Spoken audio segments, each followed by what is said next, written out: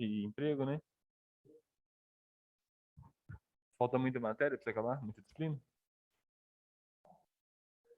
Ah, então já dá pra mandar. Que aí, tipo assim, você entra como um estagiário da vida, quando você formar, se der tudo certo, você já é efetivado.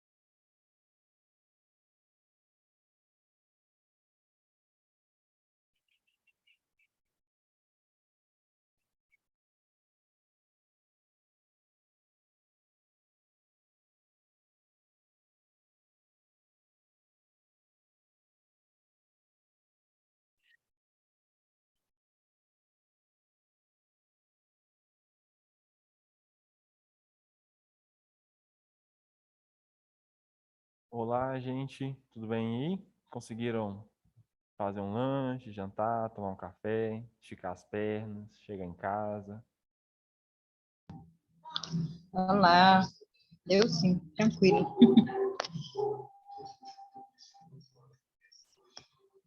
Thelma, você entrou agora, né? Você não assistiu os dois antes, não, né?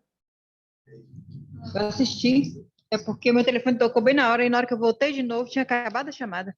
Ah, tá. Então deixa eu te dar presença aqui, porque senão você ia ficar sem presença. Eu nem Não, não vi seu nome na hora também. eu tava.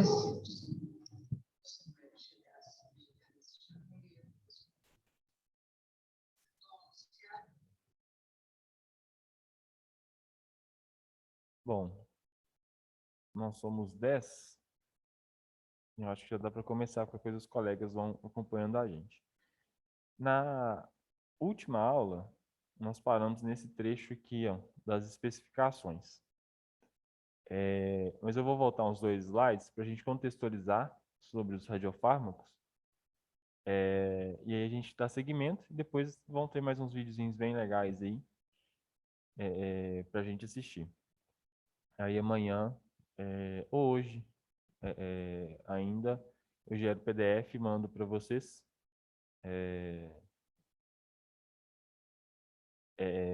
a aula. Se vocês quiserem os links para assistir os vídeos depois, acho que por PDF não dá para copiar, né? Ou dá?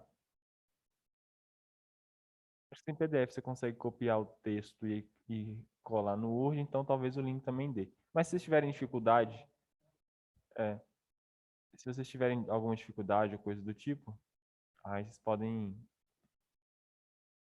me pedir que eu mando para vocês.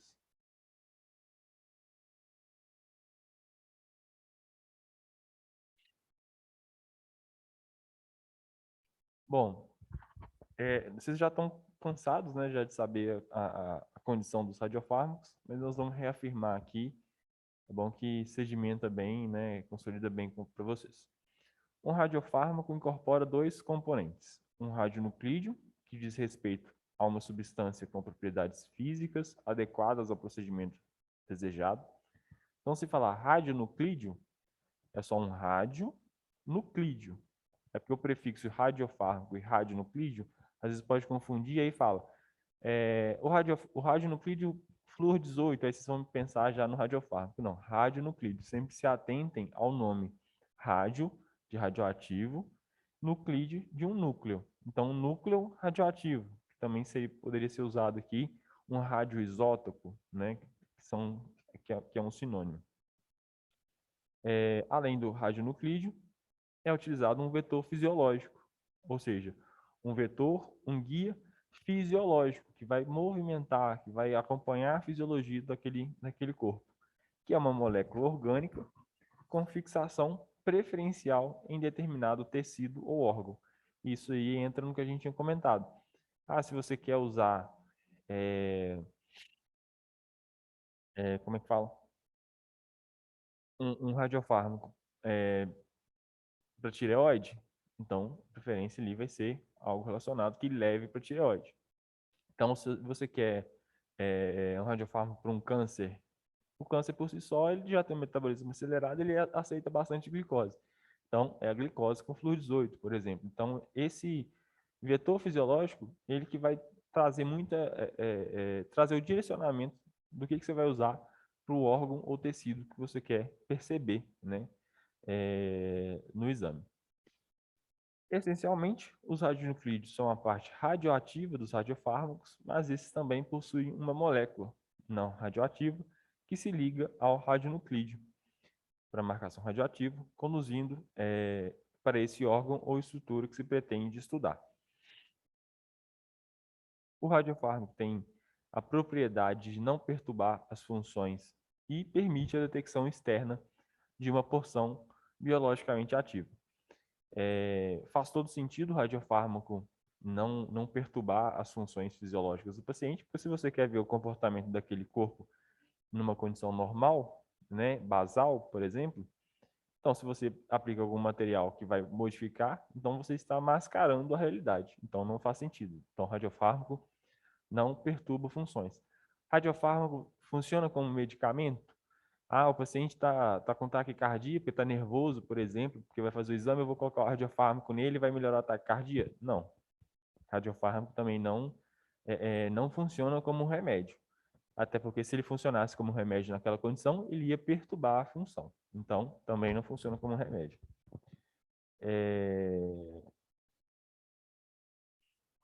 Isso. Em seus estudos, Trau e Zisman observaram que o termo radionuclídeo diz respeito apenas ao átomo radioativo, já até comentei isso hoje. O radionuclídeo se combina com uma molécula química, que o material chamou de vetor fisiológico, molécula orgânica, e tem a propriedade de localização desejada, tornando-se um radioquímico. O termo radiofármaco é reservado para materiais radioativos, até por causa do prefixo do nome, radiofármaco, né? Então, com adição de agentes estabilizadores e de tamponamento que preenchem os requisitos para serem administrados a pacientes. O termo livre de carreador significa que o radionuclídeo não é contaminado. O termo atividade específica refere-se à radioatividade por unidade de peso, que vai ser milicurie por miligrama ou megabecquerel por miligrama. Curie e becquerel, acredito que não seja novidade para vocês. Alguém tem alguma dificuldade com o nome, de entendimento do que significa? Curie e becquerel. Não sabe ou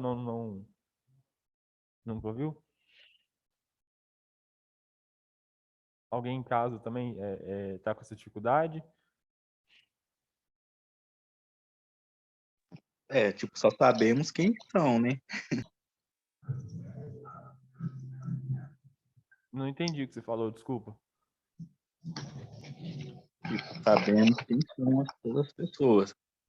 Tá. Vocês sabem quem é a pessoa do Curie, da Marie e o Antonier Becquerel por causa do Becquerel. Tá, entendi.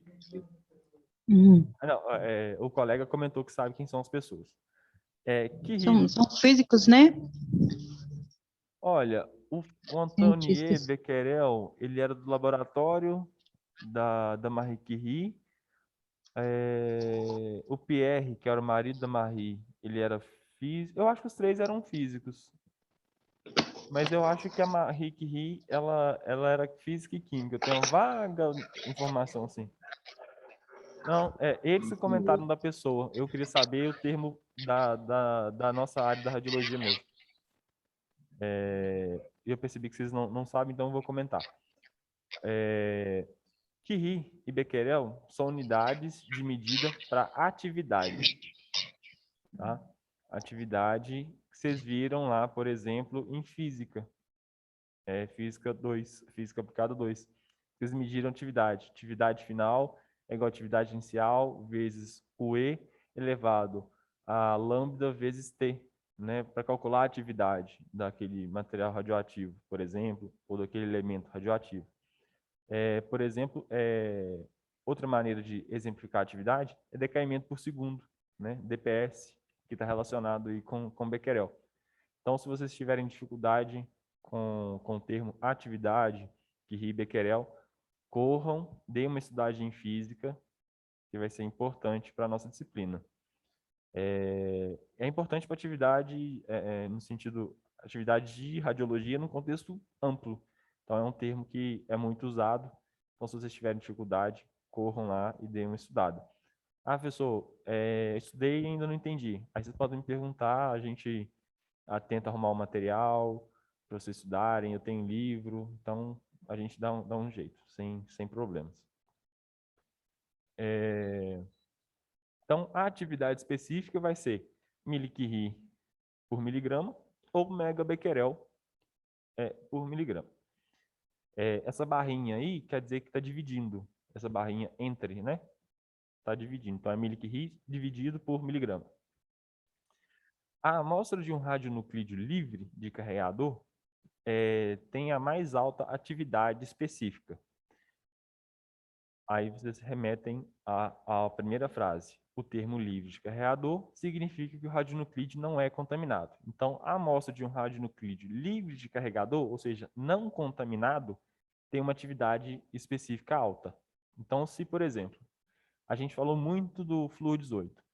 Então, se eu pegar uma quantidade de flúor 18, lá do radiofármaco, e olhar quais elementos que tem lá, eu vou achar só o flúor 18, não vou achar um isótopo dele. Né? Vocês lembram do termo de isótopo? Que é o mesmo elemento, mas com número de prótons diferentes, né? Perdão, iguais, né? Porque se o número de próton, que é o número atômico, for diferente, o elemento é diferente, o número de prótons são iguais. Então, eu não vou ter dois tipos de flúor no meu radiofármaco. Então, eu vou ter um tipo só. Outro exemplo prático, quando o pessoal fala, vamos fazer enriquecimento de urânio, que é o urânio usado no reator, é o urânio 235, se eu não estiver errado. Só que tem outros tipos de urânio. Então, quando faz um enriquecimento de urânio, então eu estou separando só urânio 235. Nesse caso aqui, tanto o urânio 235 quanto o flúor 18, se ele não tiver outros tipos de urânio ou outros tipos de flúor, ele é um elemento livre de carregador. Então, ele tem uma atividade específica alta. Conseguiram pegar a ideia? Ou ficou difícil de entender?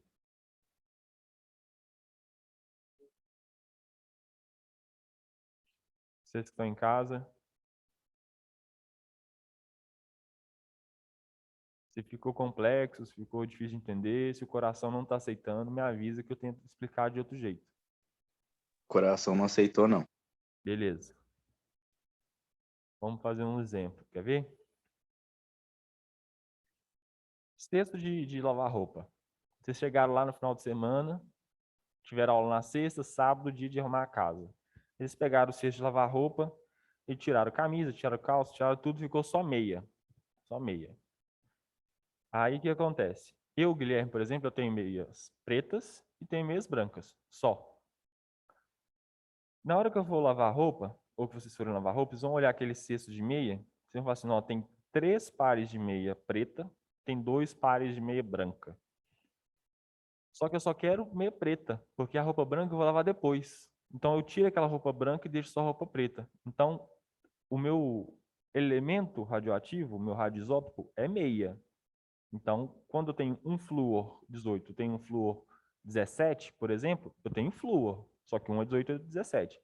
No meu cesto de roupa tinha meia preta e meia branca, mas é tudo meia, do mesmo jeito que o outro é tudo flúor. Até aí tudo bem? Sim. Sim. Beleza? Beleza. Então, o que acontece? Como é que eu faço para descobrir que a minha meia está livre de carreador? Quando eu tiro as meias brancas, porque o meu cesto só tem meia preta. No contexto nosso, quando você pega uma amostra do radiofármaco, só tem flúor 18, não tem nenhum flúor 17 lá. Então, só tem um flúor 18. Então, ele é livre de carreador. O termo livre de carreador significa que o radionuclídeo não é contaminado. Contaminado com o quê? Com outro flúor diferente ou com qualquer outro elemento que esteja ali, por exemplo. Frutos de decaimento deles, por exemplo, tá? Conseguiu pegar agora?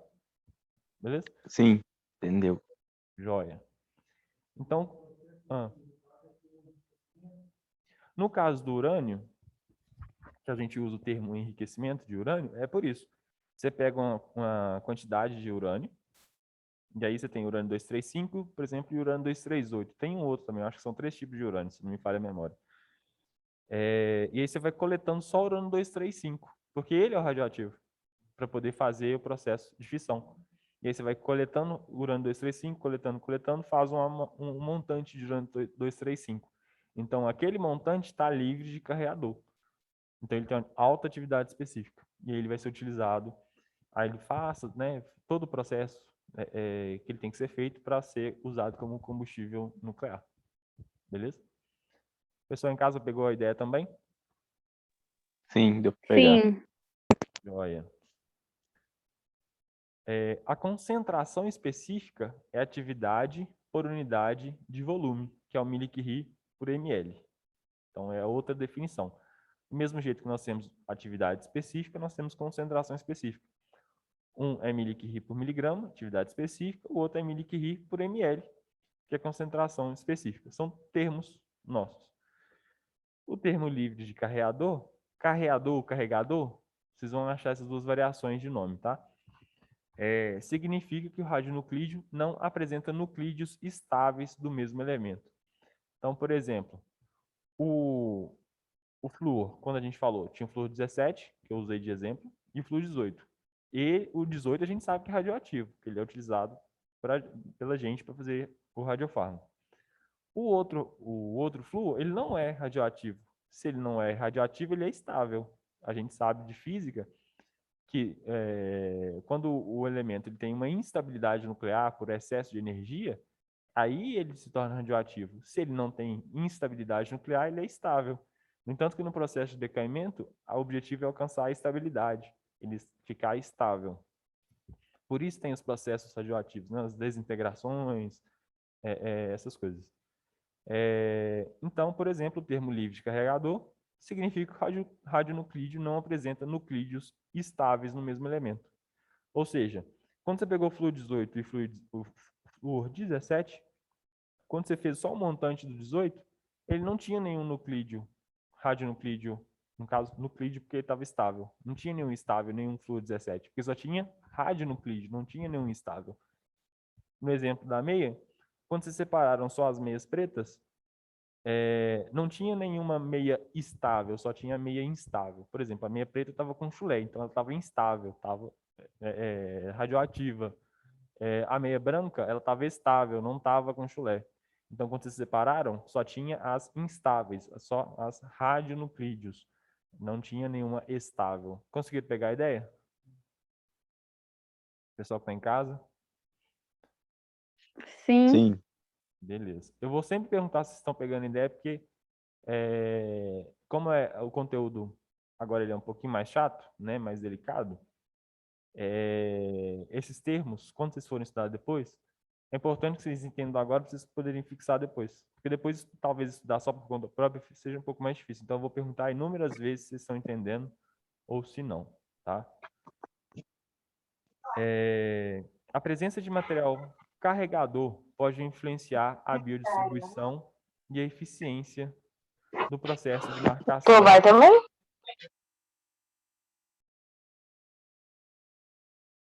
A presença de material carregador pode influenciar a biodistribuição e a eficiência no processo de marcação radioativa. Então, por exemplo, no nosso caso do flúor 18, se eu tinha o flúor 18 e o flúor 17, e eu separei só o flúor 18, então ele está livre de carregador ou de carreador e ele tem uma atividade específica ótima. Então, a biodistribuição dele também vai ser boa e a marcação radioativa dele com um material orgânico ou vetor fisiológico também vai ser boa. Ótimo. Ah, Guilherme, mas pegamos o flúor 18, mas tinha fluo 17 também. Aí a atividade específica não vai ser alta, vai ser mais baixa. A biodistribuição pode comprometer, também não vai ser uma boa biodistribuição, né? Pode influenciar negativamente. E a eficiência no processo de marcação radioativa pode ser influenciada negativamente também. A mesma coisa na ideia das meias olha, a meia só tem meia preta. Na hora de lavar, boa atividade específica, boa distribuição, processo de marcação ok. Ah, Guilherme, mas foi uma meia branca só junto. Aquela meia branca ficou cinza. Então ela atrapalha todo o processo, ou seja, ela sai prejudicada. É a mesma ideia aqui.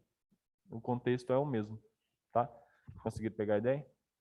Pessoal que está em casa? Sim. Oi? Sim, E quando tranquilo. Boa. Quando eu separo os elementos radioativos do meu radiofármaco, só os elementos radioativos, ele está livre de carregador. Quando ele está contaminado, aí ele não está livre de carregador. Então ele tem carregador junto.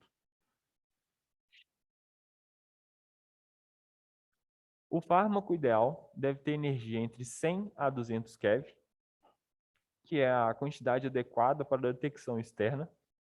Quem vai detectar? A gama-câmara, que a gente vai ver mais para frente. Com meia-vida efetiva longa o bastante para a aplicação desejada e atividade específica alta. Uma biodistribuição adequada para atingir os objetivos e a ausência de toxicidade ou efeitos secundários. E o Tecnes 99 metastável preenche todos esses requisitos. Deixa eu agora, depois que eu comentei tudo, eu vou vir explicando. Qual que é a atividade, qual que é a energia do Tecnes, vocês lembram? Oi? 140.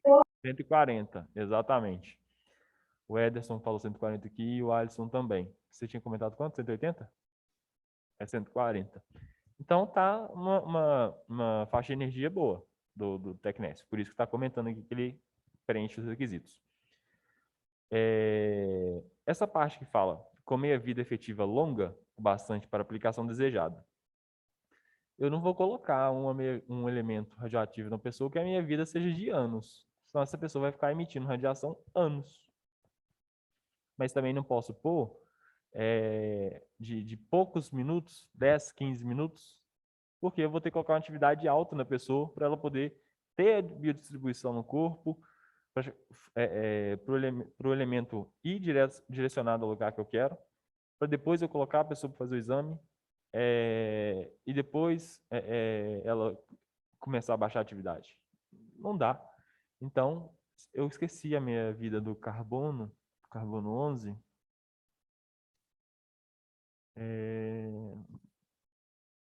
Carbono 11. A do flúor é 109 minutos. Dá 1 hora e pouco.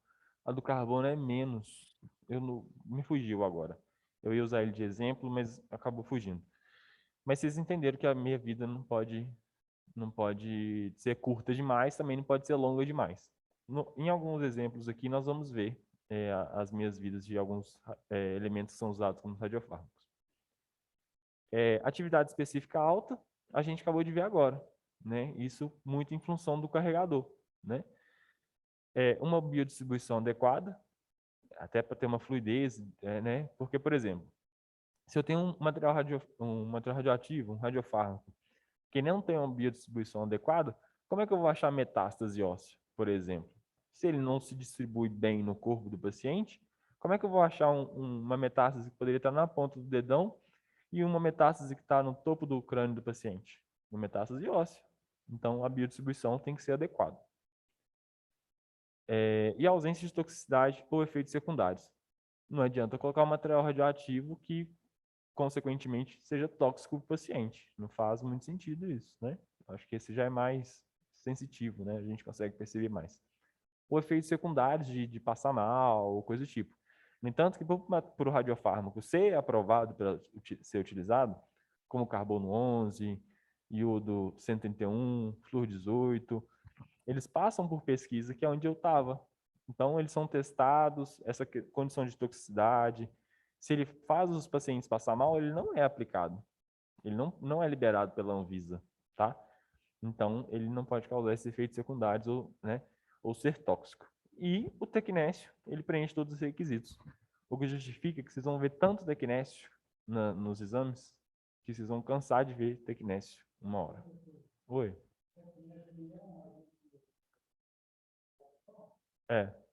Ele é o radionuclídeo, no caso.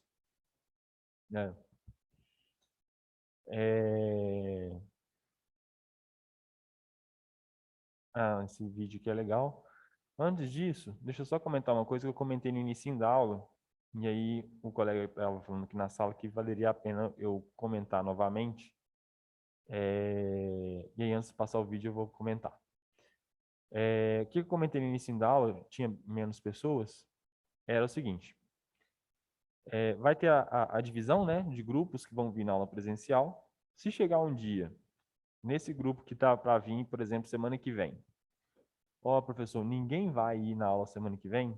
Ou melhor, ninguém vai ir na segunda, ou ninguém vai ir na terça, ou ninguém vai ir na sexta, né, do grupo que deveria vir? Me avisa antes, com antecedência, para eu dar aula de casa. Porque aí eu não preciso vir para cá, não preciso deslocar de Betim para vir para cá para dar aula para o computador. Dar aula para o computador, eu posso dar aula da minha casa.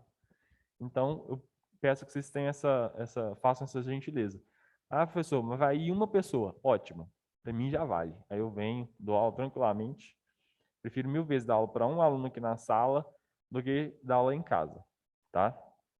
Sua casa é um lugar ruim? Não. Minha casa é um lugar de descanso, né? Então, se você misturar trabalho com um lugar de descanso, vira uma bagunça. E se ele não trabalha direito, não descansa direito. A pandemia fez isso com muita gente. Então, eu peço que essa semana é esse grupo, que eu, inclusive, eu não sei como é que está a distribuição dos grupos. E não vai vir ninguém? Me avisa. Por favor, me avisa, para que aí eu fique em casa. Mesmo eu preferindo vir para cá, eu fico em casa. Beleza, gente? Beleza. Bom, eu particularmente espero que venha todo mundo sempre. Eu gosto de ver a sala cheia, né? Obviamente dentro das condições de segurança. Deixa eu só pegar o link aqui para eu abrir o vídeo no YouTube para a gente ver. Esse vídeo ele vai falar de radiofármacos, né? E ele vai falar dos radiofármacos no IPEM. É um vídeo curto.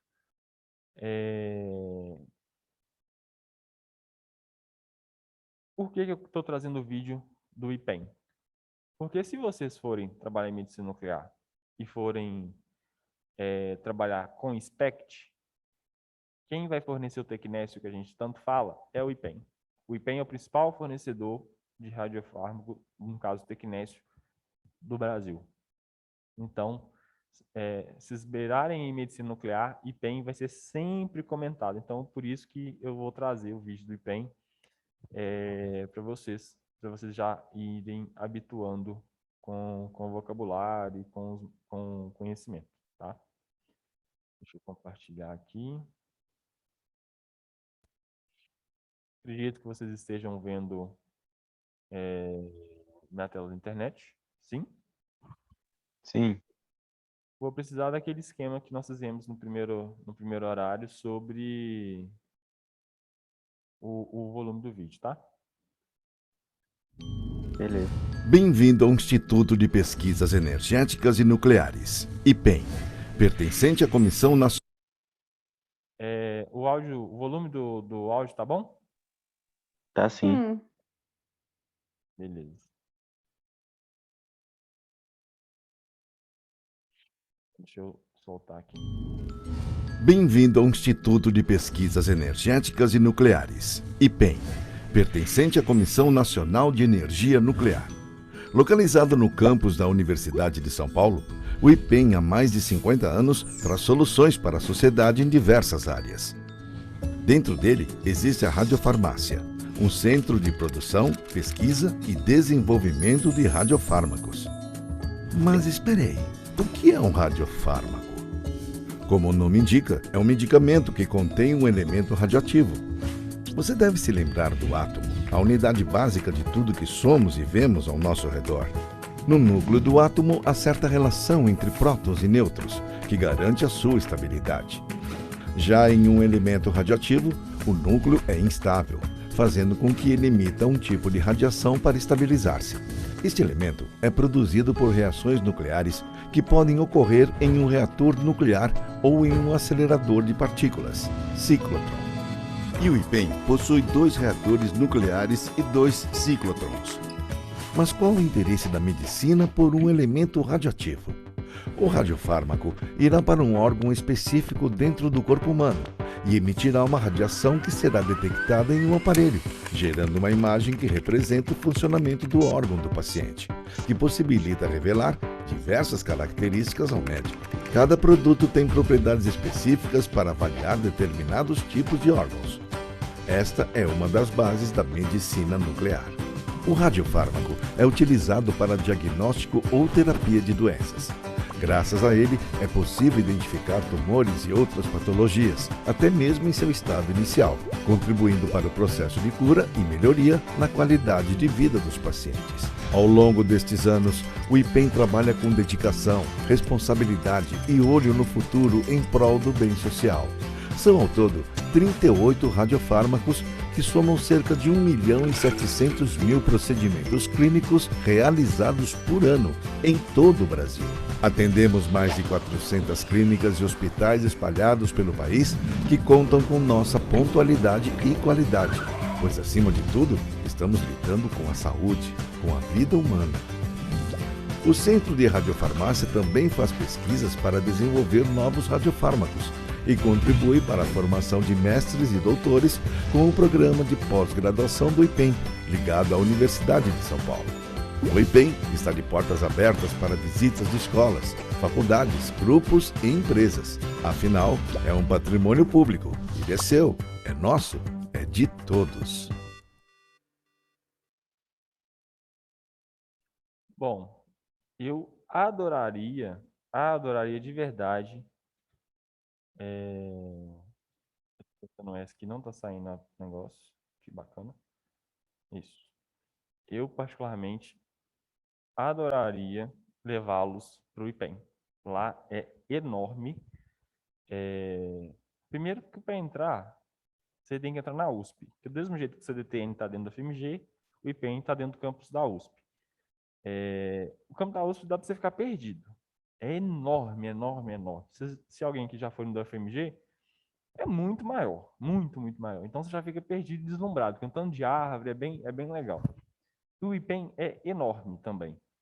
O restaurante lá é ótimo. Então, uma particularidade que eu gostaria que vocês fossem é preciso provarem da comida de lá. O restaurante é fera. Ainda mais se for comer de graça. É maravilhoso. Mas brincadeiras à parte, cientificamente, IPEM é um dos institutos de pesquisa do país mais importantes.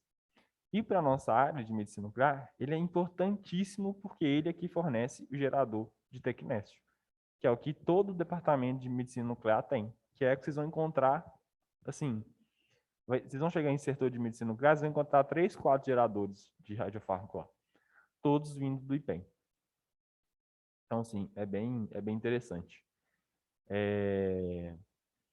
Eu ia comentar do IPEM com vocês, radiofármaco.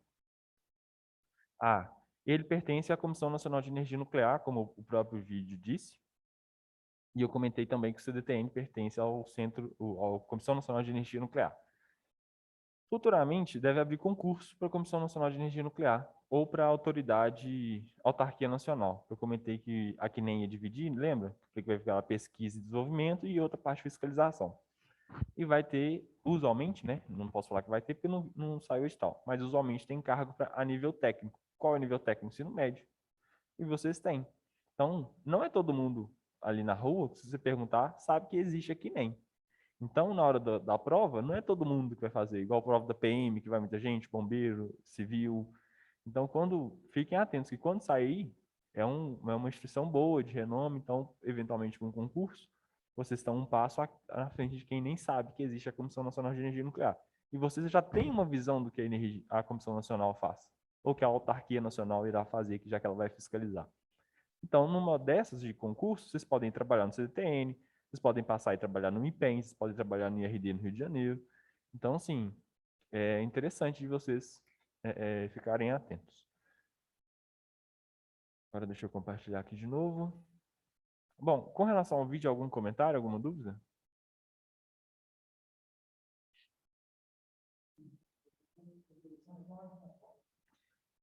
Do Tecnécio é só no IPEM aqui em São Paulo. Eu queria passar esse do CDTN. Deixa eu pegar aqui. 13 minutos. Deixa eu ver quanto tempo tem esse vídeo. Senão a gente adianta os 5 minutos de horário e passa o vídeo na volta.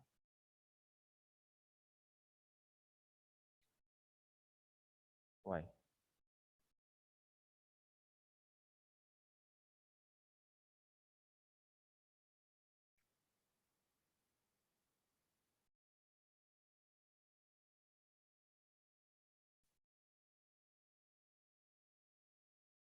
Como se eu não estivesse copiando o negócio.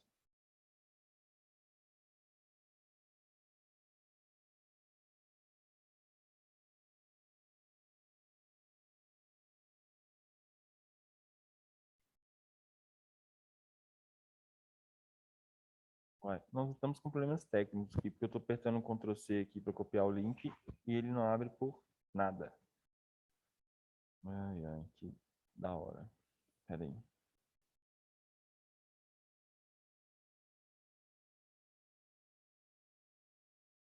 Ai, gente. Se eu falar com vocês que meu teclado pode funcionar, vocês acreditam? Por isso que ele não está copiando.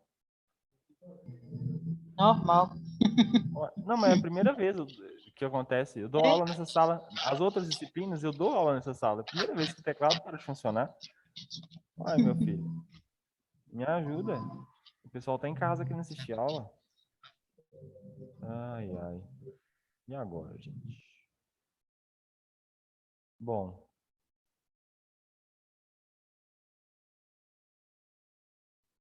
Copiar hiperlink. Vamos ver se assim vai dar. Não vai dar. Bom, gente, eu não sei o que eu vou fazer. Eu queria passar o vídeo. E já nessa conversa aí de computador não funcionar, a aula já tá acabando. Vamos fazer o seguinte.